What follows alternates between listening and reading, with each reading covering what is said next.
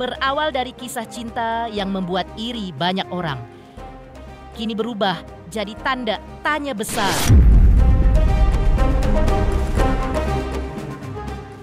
Iya, secara mengejutkan, Raisa tiba-tiba menggugat cerai Hamish Daud. Tapi mengapa sekarang? Apa yang membuat perempuan setenang Raisa akhirnya mengambil langkah sebesar itu? Apa yang sebenarnya terjadi di balik senyum mereka yang tampak sempurna?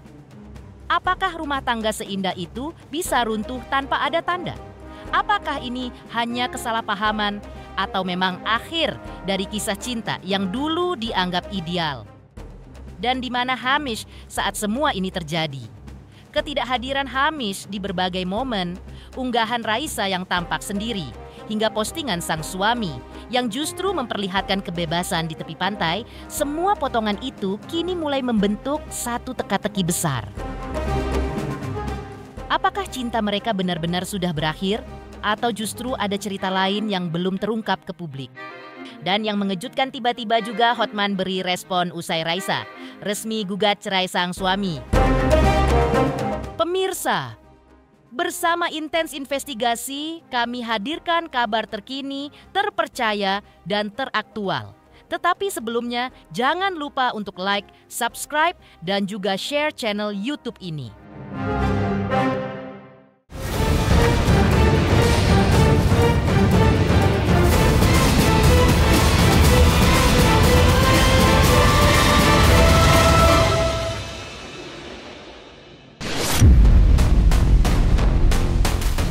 Dikenal sebagai pasangan yang selalu tampak harmonis dan penuh cinta, Raisa dan Hamish Daud dulu sempat disebut sebagai couple goals oleh banyak orang. Pernikahan mereka bahkan membuat banyak penggemar pria patah hati nasional karena kala itu hati Raisa sudah dimiliki oleh seorang Hamish Daud. Namun kini kabar mengejutkan datang dari penyanyi cantik bersuara merdu itu. Ya, Raisa Andriana resmi menggugat cerai suami gantengnya, Hamish Daud. Menurut keterangan resmi dari Humas Pengadilan Agama Jakarta Selatan, gugatan tersebut diajukan pada tanggal 22 Oktober 2025 kemarin melalui sistem e-court oleh pihak kuasa hukum Raisa. Lantas, inilah caption Hotman Paris saat mengetahui Raisa gugat cerai Hamish Daud. Nama yang tadi saudara sebut itu, saya tidak sebut namanya, memang itu sudah ada. Ada, masuk daftarnya itu tanggal 22 kemarin ya. 22 bulan Oktober 2025. Itu perkaranya sudah didaftar, ada di register. Sidang pertama nanti itu tanggal 3 November, gugat cerai. Oh, berarti pihak perempuan yang mengajukan, Pak ya? Iya. Untuk era sekarang, pengadilan itu pendaftaran semua melalui online, namanya e-court, electronic court pengadilan, ya, diajukan oleh kuasa hukum. Kuasa hukum yang mengajukan. Kuasa hukum yang mengajukan. Ya. Jadi ketika setelah mendaftar, para pihak ini akan dipanggil, ditetapkan majelisnya siapa oleh ketua, kemudian majelis itu ketuanya akan membuat penetapan namanya, penetapan hari sidang atau PHS. Nah, kemudian keduanya akan dipanggil. Jika kedua pihak hadir, tahapan pertama adalah perdamaian atau mediasi. Nah, itu diatur oleh Perma nomor 1 tahun 2016, mediasi dulu. Kalau seandainya hanya salah satu pihak yang datang, maka untuk kedua kalinya pihak yang tidak datang akan dipanggil.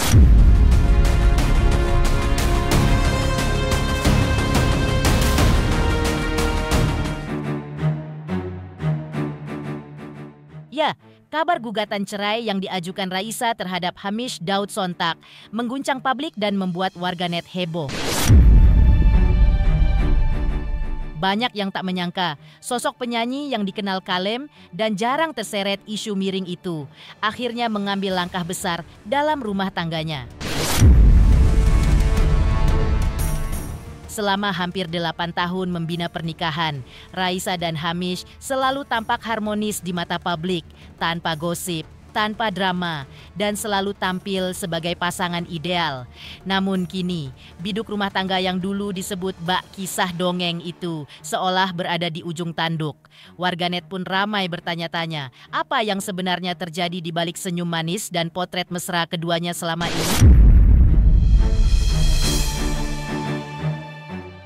Masalah apa yang membuat Raisa akhirnya memilih untuk berpisah dari pria yang selama ini selalu mendampinginya?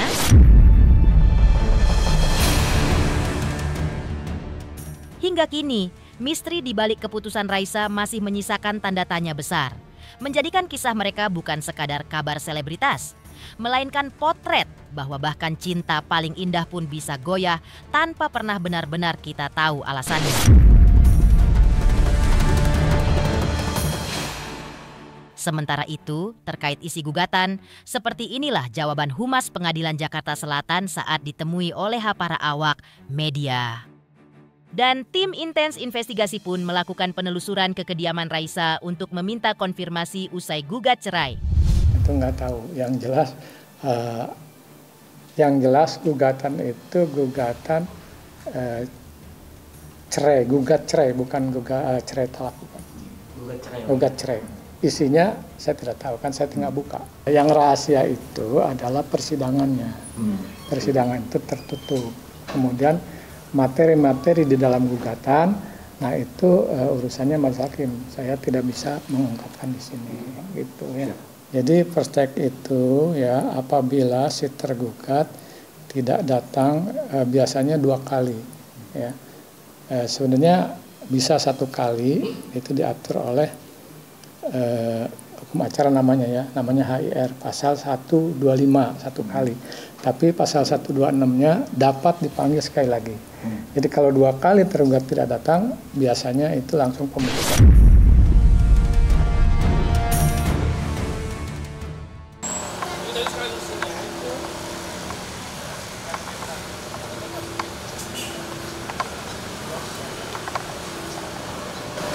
Padahal rumah nih tadi.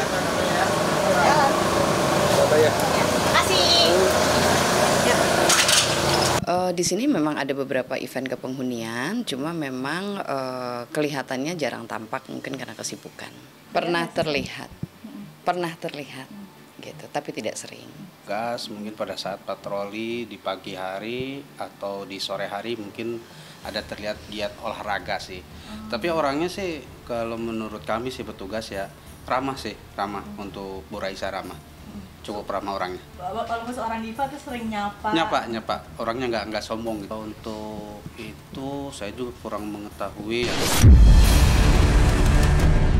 Sebelum kabar perceraian ini mencuat ke publik, Raisa sempat mencuri perhatian lewat unggahannya di media sosial. Dalam postingan itu, ia terlihat menghadiri sebuah acara pernikahan orang terdekatnya dengan tampilan yang begitu anggun, mengenakan gaun serba putih, rambut terurai lembut, dan senyum khas yang selalu memancarkan ketenangan. Raisa bahkan sempat ikut bernyanyi bersama sang pengantin, menciptakan momen hangat yang dipenuhi tawa dan sorak bahagia dari para tamu. Namun di balik suasana penuh sukacita itu, publik justru menangkap satu hal yang janggal, ketidakhadiran Hamis Daud.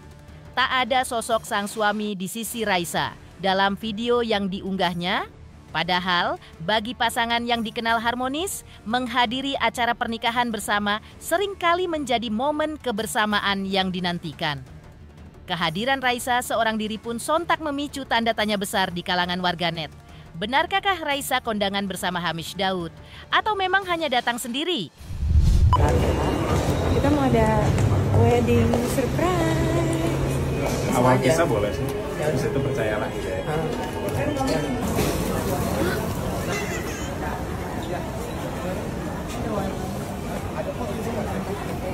Bahagia hari ini.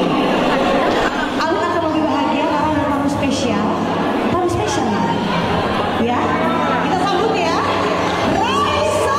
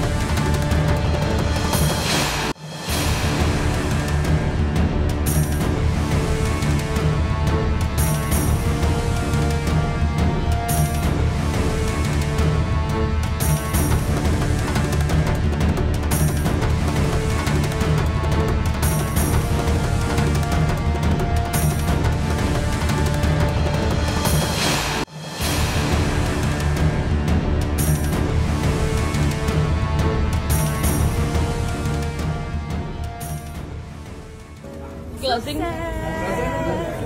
Alhamdulillah, semoga happy dan sampai bertemu di wedding selanjutnya. Sementara itu, di sisi lain unggahan media sosial Hamish Daud justru memperlihatkan suasana yang sangat berbeda. Ia tampak menikmati waktu di pantai, menyalurkan hobinya yang tak pernah lepas dari hidupnya, berselancar di atas ombak. Dalam video yang diunggahnya, Hamish terlihat begitu bebas dan penuh energi, memamerkan keahliannya menaklukkan gulungan ombak dengan ekspresi puas. Ia bahkan menuliskan caption reflektif, "Young or old, the froth is real," yang bermakna mau muda atau tua, buihnya tetap nyata. Tak berhenti di situ, Hamish juga membagikan momen hangat bersama putri semata wayangnya, Zalina, saat bermain dan tertawa di tengah suasana liburan sederhana namun penuh keakraban. Namun, dari semua unggahan itu, satu hal kembali mencuri perhatian publik. Tak ada kehadiran Raisa di sisi mereka. Tidak dalam foto, tidak pula dalam video. Pertanyaan pun kembali mengemuka di benak banyak orang. Apakah momen-momen itu menandakan Hamish dan Raisa sudah hidup terpisah, bahkan sebelum gugatan cerai itu diajukan?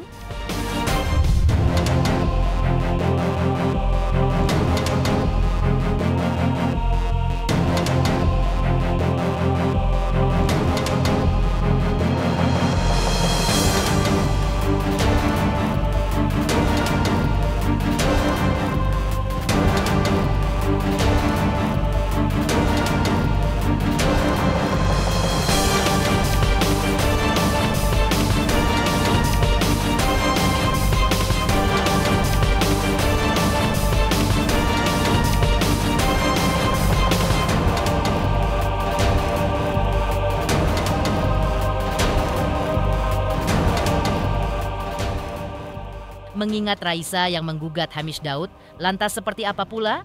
Psikolog Alexandra mencoba melihat psikis di balik istri yang menggugat cerai sang suami.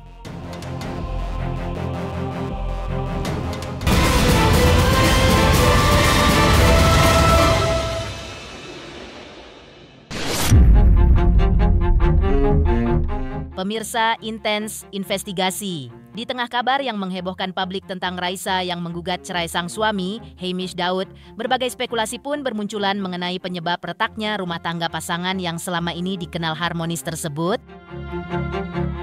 Psikolog Alexandra Gabriela pun mencoba melihat dari sisi lain, dari psikis seorang istri yang memilih menggugat cerai lebih dulu. Menurutnya, keputusan seorang perempuan untuk mengakhiri pernikahan bukanlah langkah yang mudah, karena pada dasarnya tidak ada istri yang menikah dengan niat untuk bercerai.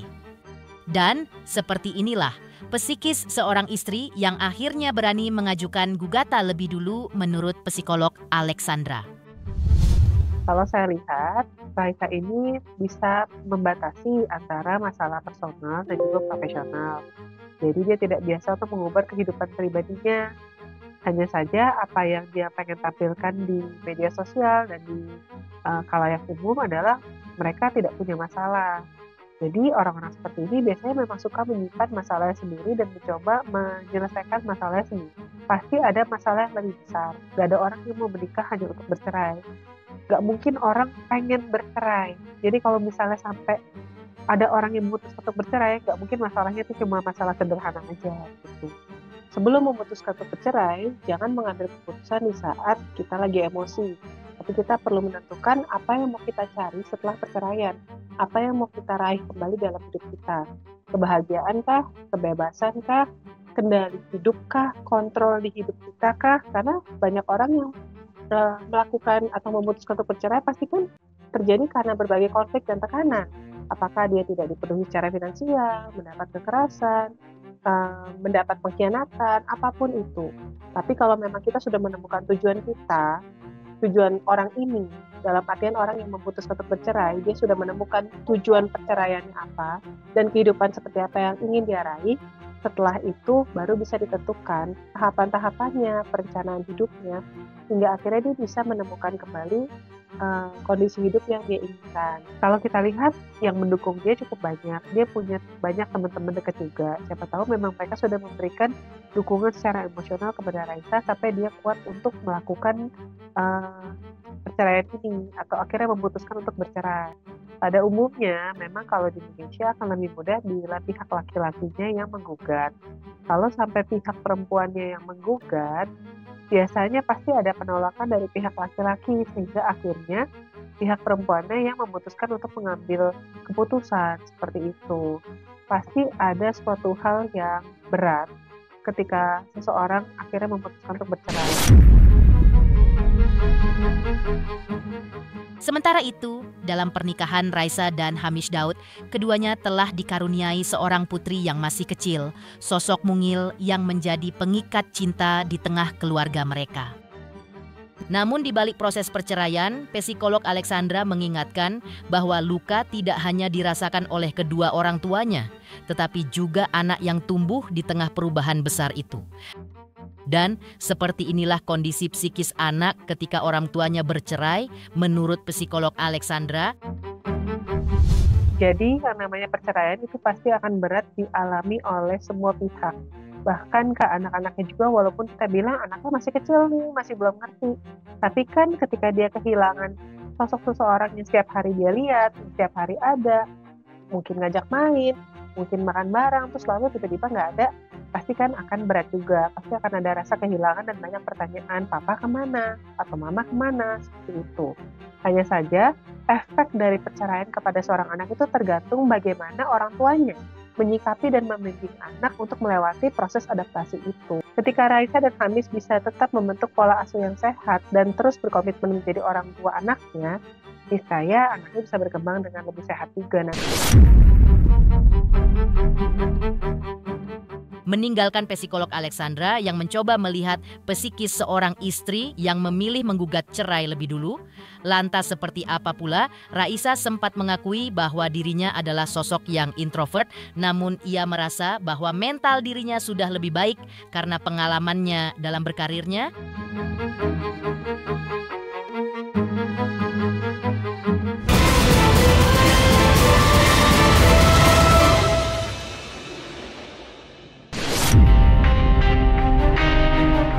Di sisi lain, di balik citra anggunnya sebagai diva pop Indonesia, Raisa ternyata menyimpan sisi rapuh yang jarang tersorot publik. Ia mengaku sebagai sosok introvert yang sejak awal karir sering disalahartikan sebagai pribadi sombong karena sikapnya yang tenang dan tertutup di depan umum. Meski begitu, Raisa mengaku bahwa kini dirinya sudah jauh lebih bisa membuka diri karena 13 tahun perjalanan di dunia musik telah menempanya menjadi pribadi yang lebih kuat dan dewasa. Kalau aku sih karena aku punya anxiety, jadi memang cara misalkan aku nyamperin orang dibanding orang nyamperin aku tuh pasti lebih baik untuk anxiety aku gitu. Cuma kan sekarang karena udah lama mungkin ya, jadinya aku udah bisa manage itu lebih baik. Kan introvert banget ya, mungkin sekarang udah jauh lebih bisa membuka diri karena pengalaman juga sih Mbak kali ya. Kan pengalaman juga udah lumayan, belum lama-lama banget tapi ya udah 13 tahun ada di industri, kayaknya lumayan sudah tertempa gitu ya, mental dan fisiknya, jadinya aku udah bisa lebih santai aja ngadep. Aku ngerasa nggak perlu diapa-apain ya, karena juga kalau orangnya udah tahu, udah pernah ketemu dan kenal sendiri, pasti kan bakal tahu sendiri kan. Jadi kalau di Islam sih bilangnya jadi orang baik aja, tapi nggak usah capek-capek pengen ngebuktiin gitu, kayak buktiin aja dengan dengan kayak perlakuan kita. Pemirsa Intens Investigasi, jangan lupa saksikan terus Intens Investigasi dan pastikan jangan lupa untuk like, subscribe, share, dan juga komen. Tim redaksi Intens Investigasi juga mengucapkan banyak terima kasih kepada semua subscribers hingga channel Intens Investigasi kini menuju 4 juta subscribers.